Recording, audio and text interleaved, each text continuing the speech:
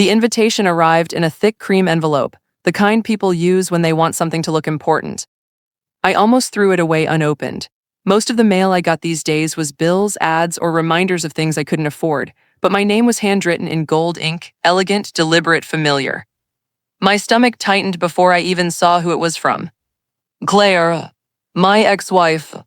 The woman who had once told me love was forever, right before she decided it wasn't worth staying for.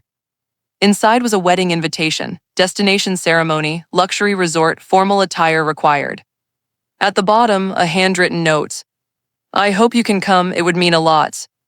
I stared at those words for a long time, unsure whether to laugh or tear the card in half. 3 years earlier, she had walked out of our tiny apartment with a single suitcase and a look of quiet relief. I can't live like this anymore, she said. Like what? I asked, genuinely confused. Struggling, she replied, always worrying about money, always hoping things will get better. I had just lost my job at the time. My startup idea hadn't taken off yet. We were surviving on savings and cheap groceries. I'm trying, I said. I know, she answered softly, but trying isn't enough. Then she added the sentence that stuck with me long after she left. I want a real life. By real, she meant stable, comfortable, wealthy. Within months, she was dating someone else, an older businessman with expensive suits and a house that looked like it belonged in a magazine. I stopped checking her social media after the engagement photos. It hurt less not knowing. Now she wanted me at her wedding. At first, I thought it was cruel, then I wondered if it was guilt. Maybe she wanted to prove there were no hard feelings.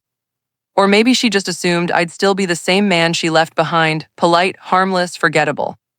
I almost declined. But something in me said I needed to go, not for closure, not for revenge. For proof that I wasn't that man anymore. The resort was exactly what you'd expect, white sand, glass walls, staff who smiled like it was part of the architecture. I wore a tailored suit I could never have afforded back when we were married. When I stepped into the reception hall, conversations softened, eyes drifting toward me. Not because I was famous, because I didn't look like I belonged to the past. Claire saw me from across the room. For a moment, she didn't react at all. Then her eyes widened slightly, scanning my suit, my watch, the quiet confidence I had learned the hard way. She walked toward me slowly, her expression somewhere between shock and disbelief. Mark, she said. Hi, Claire. You came. You invited me. She looked like she wanted to say more but didn't know where to start. You look, she hesitated, different. People change, I said. Her fiancé approached then, tall, polished, perfectly polite. Everything okay? He asked. Claire forced a smile. Yes, this is my ex-husband, Mark. He shook my hand firmly. Nice to meet you. You too, I replied. No tension, no hostility, just two men existing in the same moment. But I could feel Claire watching me, studying me like she was trying to solve a puzzle. During dinner, I noticed her glancing over repeatedly. Once our eyes met and she looked away first. After dessert, she found me standing near the terrace overlooking the ocean. I didn't expect you to come, she said quietly. I almost didn't. Why did you? I thought about that. Because I needed to see that part of my life without feeling broken. Her eyes shimmered slightly. I didn't leave because I didn't love you, she said suddenly. I left because I was scared. Of being poor. She nodded.